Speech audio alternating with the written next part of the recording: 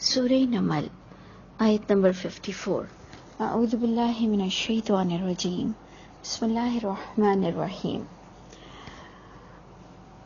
ہم نے سلیمان علیہ السلام کے بارے میں پڑھا اور اس کے بعد ہم نے قوم سمود کے بارے میں پڑھا، اور ہم نے بار بار یہ دیکھنے کی کوشش کی کہ پہلی آیت نے کیا ٹاپک دیا کہ یہ وہ کتاب ہے جو کہ بہت واضح ہے اور ہدایت اور خوشخبری ہے مومنین کے لیے. تو مومنین کو وہ باتیں بتائی جاتی ہیں جو اللہ کی کتاب میں اللہ کو پہچاننے کے لیے کافی ہو، اپنی زندگی کو کس اعتبار سے گزارنا ہے اس کے لیے کافی ہو.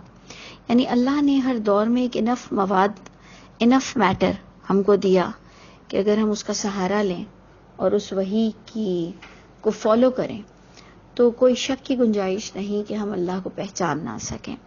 تو اب آج آپ دیکھیں کہ آیت نمبر 54 سے قوم لوط کے بارے میں ہم پڑھ رہے ہیں. ولوطا، اور لوط علیہ السلام کا جو معاملہ بتایا جا رہا ہے ان کی بستی کا. اس قول لقومہ، جب کہا لوط علیہ السلام نے اپنی قوم سے، اتأتون الفاحشہ، کیا تم بے حیائی کی طرف آتے ہو، وانتم تبصرون.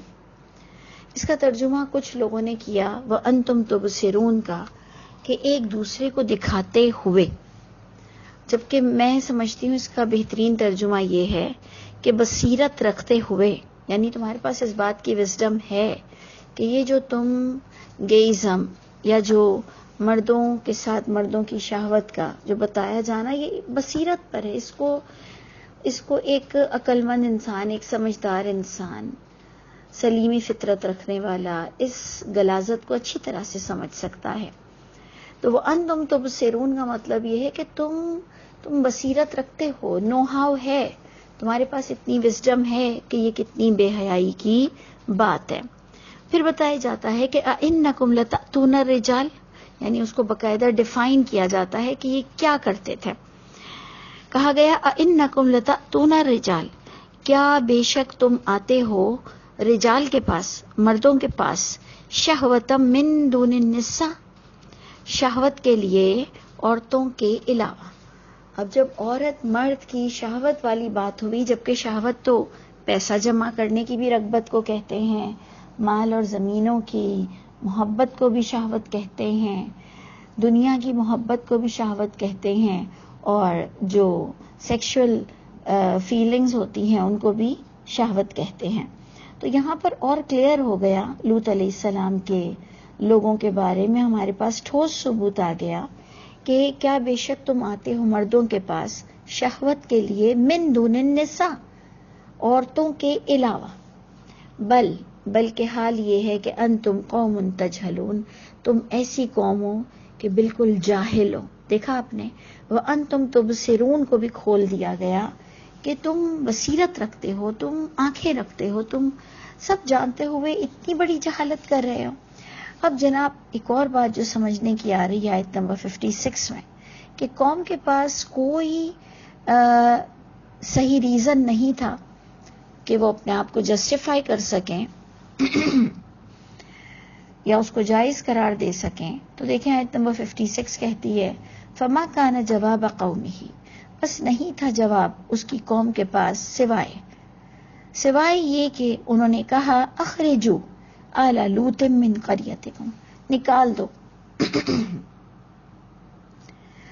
انہوں نے کہا نکال دو یہ لوط علیہ السلام اور اس کی فیملی کو تمہاری بستی سے ہی نکال دو.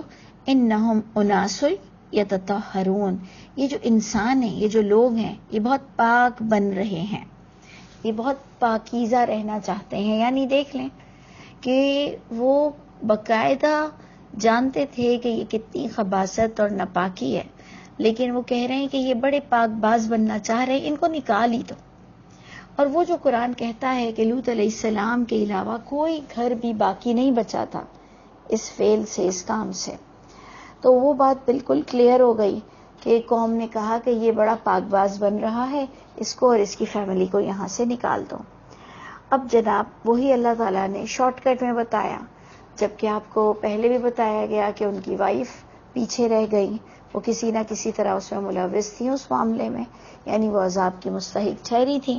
لیکن یہاں شارٹ کٹ بتایا جا رہا ہے کیونکہ ہم سورہ نمل میں سب کے انجام پڑھ رہے ہیں کہ اللہ کی کتاب جو مضبوطی سے تھامتا ہے وہ اس کو اللہ بصیرت دے دیتے ہیں، اس کو ایک نگاہیں مل جاتی ہیں. ایکچولی ٹاپک کے مطابق سارے قصے چلتے ہیں تو بہت شارٹ ادھر لوط علیہ السلام کا واقعہ ہو گیا اور اللہ نے فرمایا بس نجات دے دی ہم نے اس لوط علیہ السلام کو وَأَهْلُهُ اور اس کی فیملی کو بھی إِلَّا امْرَأَتُهُ سوائے اس کی بیوی کے قدرناها اندازہ ٹھہرا دیا ہم نے اس عورت کے لیے کہ من الغابرین کہ وہ پیچھے ہی رہ جانے والوں میں سے ہوگی. یعنی اللہ نے اس عورت کے کرتوت سے اس کے لیے یہ بات اندازہ ٹھہر چکی تھی.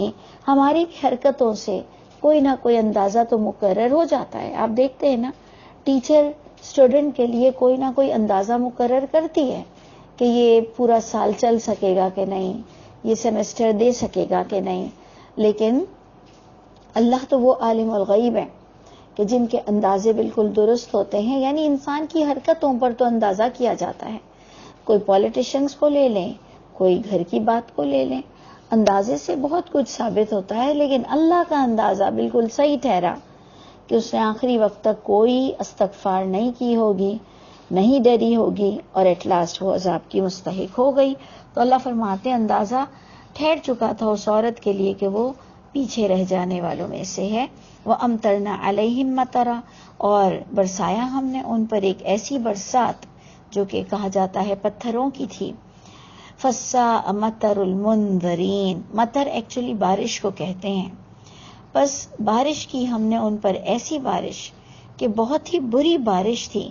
کن کے لیے؟ منذرین نبیوں کو اور جو اللہ کی اویئرنیس دیتے ہیں اللہ کی باتوں کے، انہیں منذرین کہا جاتا ہے. ذال کے نیچے زیر آ جاتی ہے منذرین. یہ ہے منذرین، ذال پر زبر آ گئی ہے، یعنی جسے ڈرایا جائے ان پر یہ بہت بری برسات برسی. قل اور کہہ دیجئے اے محمد صلی اللہ علیہ وسلم الحمدللہ تمام تعریف اس اللہ ذات پاک کی ہے. وسلام علی عبادہ الذین اصطفیٰ اور سلام ہو اس کے ان بندوں پر جن کو اللہ تعالیٰ نے اپنے کام کے لیے، اپنی رسالت کے لیے، اپنی وحی کے لیے خاص چنا. اللہ جب الف پر مد آ جائے، اللہ آپ دیکھیں الف پر مد آ گیا ہے جبکہ ہمیشہ اللہ پر الف پر زبر ہوتا ہے. یہاں جب الف پر مد آ گیا اس کا مطلب ہے دو الف جڑ گئے ایک کوشچننگ میں کہ اللہ کیا اللہ تعالی بہترین ہے، یعنی یہ آپ سے اور مجھ سے پوچھا جا رہا ہے کہ کیا اللہ تعالی بہترین ہے، اما یشرکون یا وہ بہترین ہے جن کو وہ اللہ کے ساتھ شریک ٹھہراتے ہیں اپنی نفسانی خواہشات کو یا کسی معبود کو، یا کسی کو اللہ کی اولاد بنا دیتے ہیں، کسی کو اللہ کی بیٹی اور بیوی بنا دیتے ہیں. تو پوچھو کہ کیا اللہ بہتر ہے یا جو وہ شریک ٹھہرا رہے ہیں وہ بہتر ہے. اب جب یہ ٹاپک چلا تو پھر آگے آیتیں کچھ یوں اٹھیں کہ تقریباً آپ کو 5 پوائنٹس ملیں گے کہ اللہ کی شان کیا ہے. بڑی خوبصورت اگزامپلز آپ کو ملیں گی. امن خلق کا پارا بھی یہ کہلاتا ہے. اللہ فرماتے ہیں امن خلق السماوات والارض کیا کون ہے جس نے پیدا کیا آسمانوں کو اور زمین کو. وانزل لکم من السماء ماء کون ہے جس نے نازل کیا تمہارے لیے آسمان سے پانی. فانبتنا به حدائق ذات بہجہ بس اگایا ہم نے اس پانی سے باغات اور رونق والی چیزیں. ما کان لکم تمہارے تو قابل ہی نہیں تھا کہ ان تم بتو کہ تم اگا سکو شجرہا ان کے درختوں کو، تم تو اس قابل ہی نہ تھے. یہ تو اللہ ہیں جنہوں نے اپنے پانی برسا کر اور تمہارے لیے یہ پروویژن کیا. الہ مع اللہ کیا کوئی معبود ہو سکتا ہے اللہ کے ساتھ؟ کیا یہ اتنا بڑا کام کوئی غیر اللہ کر سکتا ہے؟ بل ہم قوم یعدلون بلکہ یہ قوم اللہ کے ساتھ دوسروں کو شریک بنا دیتی ہے، عدل کر دیتی ہے، یعنی برابر کا درجہ دے دیتی ہے. ہم عدل کس کو کہتے ہیں؟ برابری کا فیصلہ کرنا. تو یہ ایسی قوم ہے جو اللہ کے ساتھ دوسروں کو برابر ٹھہرا دیتی ہے. پھر اللہ تعالیٰ سیکنڈ پوائنٹ میں کہتے ہیں امن جعل الارض، کون ہے جس نے بنایا زمین کو قرارا، قرار کی جگہ، وجعل خلالها انہارا، اور کون ہے جس نے بنایا اس کے اندر دریا، وجعل لها رواسیا، کون ہے جس نے بنایا اس زمین میں پہاڑ، وجعل بین البحرین حاجزا، اور کون ہے جس نے دو پانی کے دریاؤں کے بیچ میں پردہ حائل کیا. اِلٰہ مع اللہ، کیا کوئی معبود ہو سکتا ہے اللہ کے سوا؟ کیا کوئی نبی ولی بھی یہ کام کر سکتے ہیں؟ کلیئر اللہ آپ سے پوچھ رہے ہیں، بتاؤ کیا کوئی نبی ولی بھی یہ کام کر سکتے ہیں؟ بل، لیکن حال یہ ہے کہ اکثریت لوگوں کی علم ہی نہیں رکھتی ہے. وہ اللہ کے ساتھ نبیوں کو یا پھر کسی اور کو برابر کا شریک ٹھہرا دیتی ہے. اللہ نے فرمایا اکثریت لوگوں کی الٹریٹ ہے، بل اکثرہم لا یعلمون، علم ہی نہیں رکھتی اللہ کی وحی کا. پھر تھرڈ پوائنٹ اللہ پوچھتے ہیں امن یجیب المضطر، کیا کون ہے جو جواب دیتا ہے بے قرار کی پکار کا، کہ جب وہ پکارتا ہے اس کو، وَيَكْشِفُ السُّوءَ، پھر وہ ہٹا بھی دیتا ہے اس کی تکلیف کو، اور وَيَجْعَلُكُمْ خُلَفَاءَ الْأَرْضِ، اور بنا لیا تم نے زمین کا، اور بنایا ہے تمہیں، اللہ تعالیٰ نے بنایا ہے تمہیں زمین کا خلیفہ.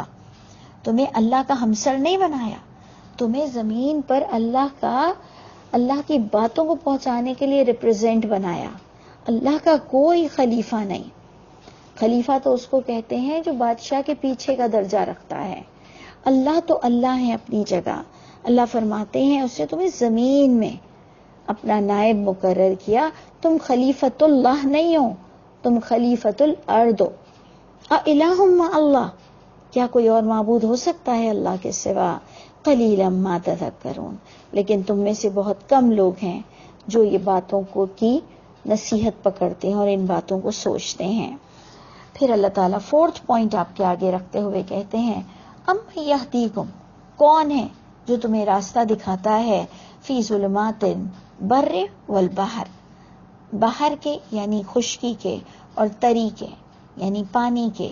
کون ہے، کون سی ذات ہے جو تمہیں اس کے راستے بتاتی ہے؟ وَمَن يُرْسِلُ الرِّيَاحَ، اور کون سی ذات ہے جو ہواؤں کو بھیجتی ہے خوشخبری کے لیے، بین یدی رحمتہ، آگے اپنی رحمت سے. یعنی ابھی بارش آنے والی ہے، اس سے پہلے ہی ہوائیں خوشخبری لاتی ہیں. اِلٰہ مع اللہ، کیا اللہ کے ساتھ کوئی معبود ہو سکتا ہے؟ تعالی اللہ، بہت اللہ کی شان بلند ہے. عما یشرکون، ان تمام باتوں سے اللہ کی شان بہت بلند ہے جن کو وہ اللہ کا شریک ٹھہراتے ہیں. اور اب ففتھ پوائنٹ اللہ بتاتے ہیں امن یبدئ الخلق ثم یعیدہ، کون ہے بھلا، کون ہے وہ جو ابتدا کرتا ہے تمام خلقت کی اور پھر وہ اس کو لوٹائے گا بھی، پھر وہ ان تمام کو اٹھائے گا بھی. وَمَن يَرْزُقُكُم مِّنَ السَّمَاءِ وَالْأَرْضِ، اور کون ہے جو رزق دیتا ہے تم کو آسمان سے اور زمین سے. اِلٰہ مع اللہ، کیا کوئی معبود ہے اللہ کے علاوہ؟ یعنی کوئی رزق بھی نبی ولی بھی دے سکتا ہے؟ اور پھر اس کے ساتھ اللہ تعالیٰ فرماتے ہیں قل، اے محمد صلی اللہ علیہ وسلم آپ کہہ دیجئے ہاتوا برہانکم، لے آؤ اپنی دلیل، لاؤ کوئی سورس، ان کنتم صادقین، یعنی وحی کی کوئی کتاب سے، وحی کی کوئی آیت سے یہ دلیل لے آؤ کہ اللہ کے علاوہ بھی کسی اور کو اللہ نے یہ اتھارٹی دی ہوئی ہے. ان کنتم صادقین، اگر ہو تم سچے. اللہ تعالی ہم سب کو اللہ کی عظمت کا یقین دے، اور واقعی ہمیں جس مقصد سے پیدا کیا گیا ہے ہم اللہ کے پاس پیش ہوں تو اللہ ہم سے راضی ہو، اور ہمیں جس مقصد سے اللہ نے پیدا کیا ہے ہم وہ کام کر کر اس دنیا سے جائیں. اللہ تعالی ہم سب کے حامی و ناصر ہوں.